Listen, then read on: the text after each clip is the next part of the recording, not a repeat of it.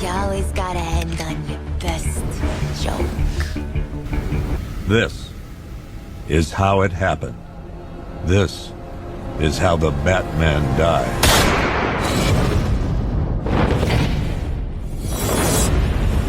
It's Friday, August 28, 2009, and you just came back from GameStop with your mom after just buying Arkham Asylum because, well, who in 2009 was going to the store by themselves to buy Arkham Asylum on a random Tuesday? Its release date. Because if you were, what's good, Unc? But because I sure know I wasn't, you get home, you put the shiny, beautiful disc in your dusty PS3 after staring at the beautiful video game case for 3 minutes. Now you load in and all what's in front of your eyes, a virtual Batman game. Will all the wait be worth it? After loading in, clicking the slot, and excitedly waiting for all these loading screens and beautiful cutscenes, damn, that Batmobile is beautiful, you can't believe you have it. Have the game that will reshape how the gaming world views superhero games. The game that will kick off the greatest superhero game franchise of all time, Batman Arkham Asylum.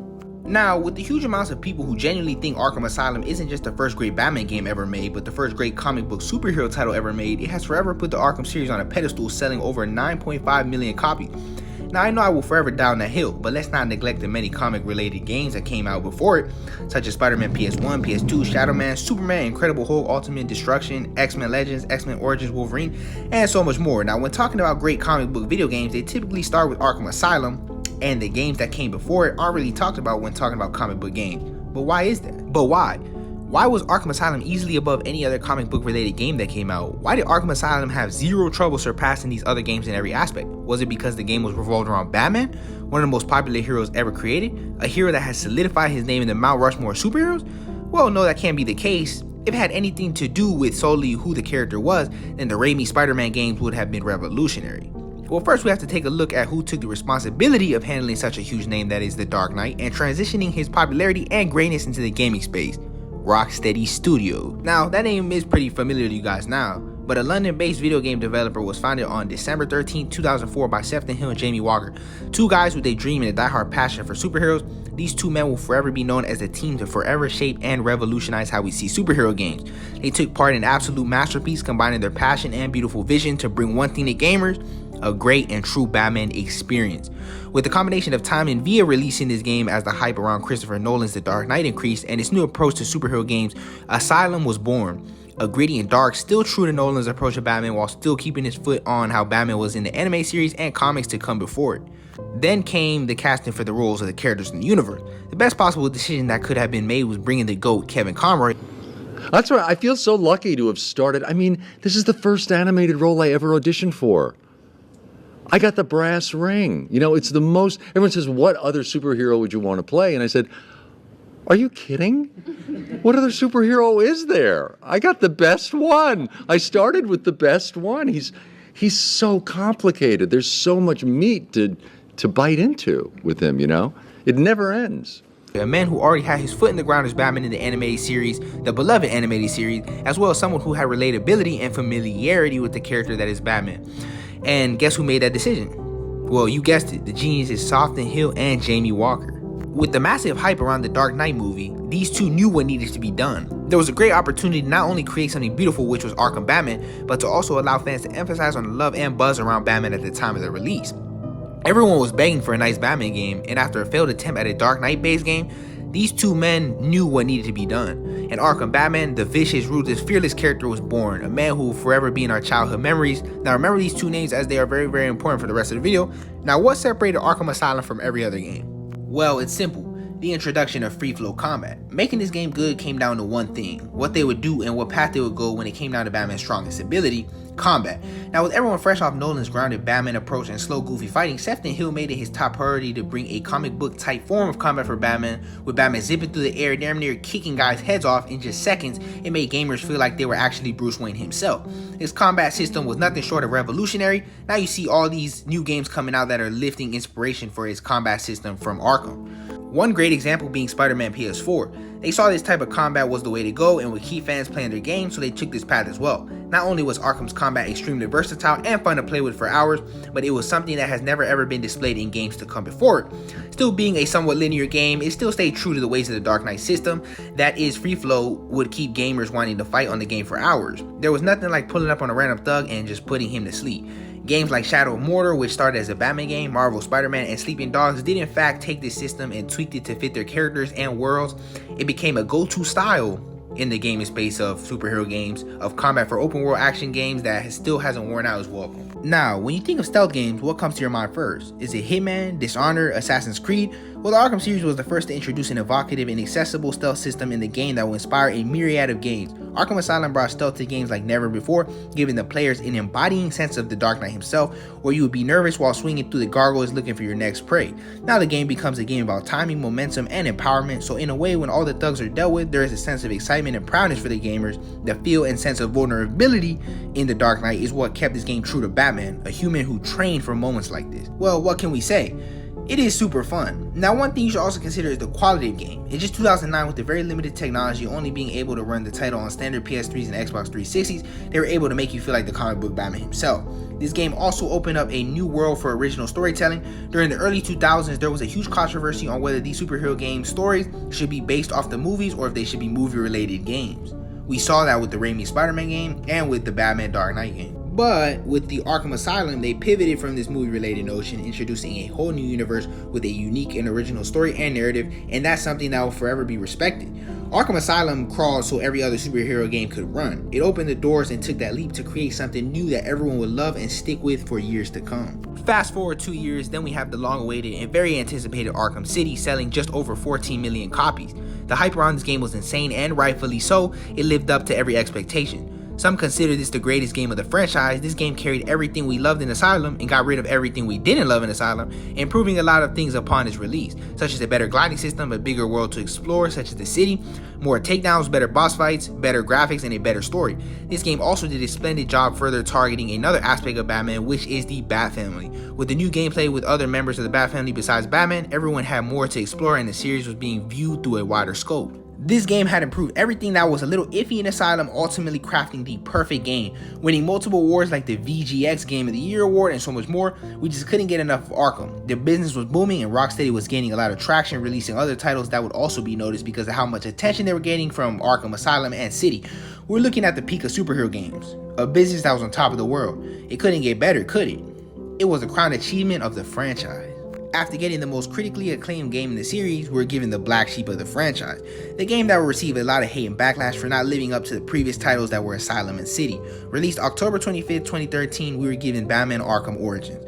Now, everyone disliked this game at first and has now in the past couple years been receiving the recognition it deserves, being labeled in the beginning as a cash grab release because it was in fact made by WB Montreal instead of Rocksteady. People weren't really interested in the game. Now, the Arkham series with City and Asylum have set a standard for the series to heavily improve after each game, and being the third release in the series, people wanted a game that would bring new things to the table. Yet Arkham Origins at the time felt like a modded Arkham City, only selling half the copies City did. Nothing really changed besides the story, graphics, and the voice actor being Roger Craig Smith instead of Kevin Conroy. The Arkham gameplay was starting to feel very repetitive, and for Origins to come out and basically be the same thing as City but a little different, people got frustrated. Now, after actually playing the game years later, I've come to realize it's a great game, and it gave us a lot to enjoy. Many people also, to this day, consider Arkham Origins its own thing because, well, the third game in any series is usually supposed to be the best, but that's where the next game comes in. The most controversial game in the whole series. Selling 6.2 million copies, Batman Arkham Knight was born. The trailers were out and the world was excited yet again. It was announced we would get the Batmobile. Finally, Rocksteady was going to give the fans what they asked for so long. It was confirmed that this game would take place in Gotham City. Fans were preparing for a game that will topple all of its predecessor in every aspect. We were expecting the greatest game of all time. Then came the delay. Now, if you remember, Arkham Knight was initially scheduled to be released October 14th, 2014, around that Halloween area. How nice that would have been, seeing as Arkham Knight does in fact take place on Halloween, but then the game got released pushed back to June 2nd, 2015, then later again that year to June 23rd. And I guess we can assume that's what stumped its opening day sales. That was the first issue with this game. Then came well, you guys know the rest. We all experienced Tank Man Knight. Don't get me wrong, this game was in fact cool, gave us some of the best moments of the series, introducing Jason Todd into the lore, and giving us a good amount of DLC content. This game was very fun in most aspects with the new upgrades such as a lot of modifications to the combat, a way bigger open world gliding speed, suit, and feel. The stealth was also way better in the game than any other game in the series, despite the game having zero good boss battles and throwing the best fights for the Batmobile. It was still an amazing game. What can I say? No Arkham game feels as smooth as this one. I just wish we could have got better boss battles and less bad tank. The story was pretty nice as well, but this game just didn't pass the line enough to be better than Arkham City. Well, I guess I can say we should have been more appreciative upon Arkham Knight because everything went downhill after this, and the Arkham series would eventually hit rock bottom. With Batman coming to his unprecedented demise at the end of Night, we saw the crew at Rocksteady was ready to say goodbye to the Arkham Batman. Next to come in the line was Gotham Knights. With the announcement coming mid-COVID outbreak, the fans had something to look forward to. Unfortunately, this game wasn't going to be made by Rocksteady. That kind of caused mixed emotions within the Arkham community. Set to be made by WB Montreal, the optimism was there, but it wasn't very high. With the lack of studio support, this game went through numerous delays and was ultimately facing a cancellation in its entirety. But unfortunately, it was in fact released. Now, the amount of units sold is for some weird reason unknown. The only specific number given in terms of units sold to this game was 3,000 in the first week in Japan somewhere. Now, with the boring story, clunky gameplay, and external issues, this game was undoubtedly a disappointment and did not reach the level of Arkham games in any way, shape, or form. The coolest thing about this game was Bruce versus Ra's al Ghul in the Batcave cutscene. The fans were starting to wonder if our beloved Rocksteady was ever going to make another good Arkham game, or if they really did decide to end it all in 2015. More bad news set to surface for the Arkham fans with the announcement Rocksteady was in the process of working on Suicide Squad Kill the Justice League. Now, this is where Rocksteady took its biggest hit yet. And with Rocksteady founder Sefton Hill and Jamie Walker leaving the studio at the end of 2022, just before Suicide Squad Kill the Justice League was scheduled to launch, we knew we were in for some trouble. The game was eventually delayed after widespread disappointment over its reveal as a live service looter shooter.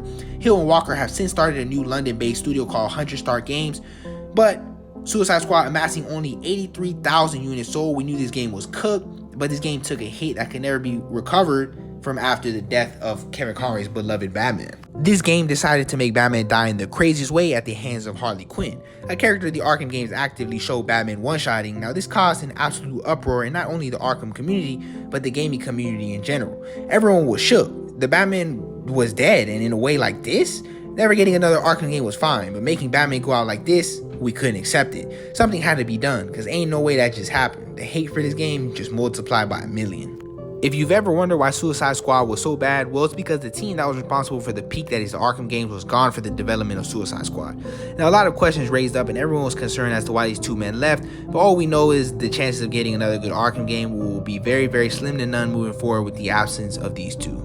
And after the Arkham community was patiently waiting for another great Batman game, well, at least we were hoping for one, then comes this.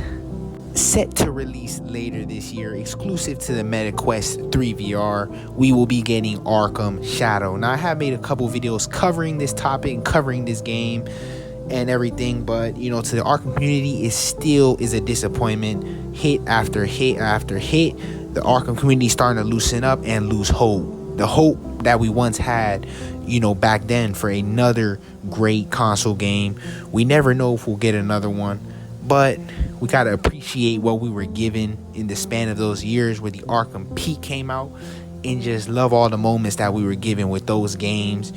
It may seem like we never may get another Arkham game on console again, but it was a great run. Alfred, who do you see when you look at me? The boy whose shoes you used to tie every morning? The teenager you drove to his first date? While you are here every night, I am out there. The only thing between the innocent and the predatory. No, not maybe. I am. When the mugger or the thief stops to think twice, that is fear. That is what I am. That is why they hired assassins, because I am the reason the criminals breathe easier when the sun rises. So no, Alfred, I am not in over my head. Tonight will not be my head, but it will be theirs.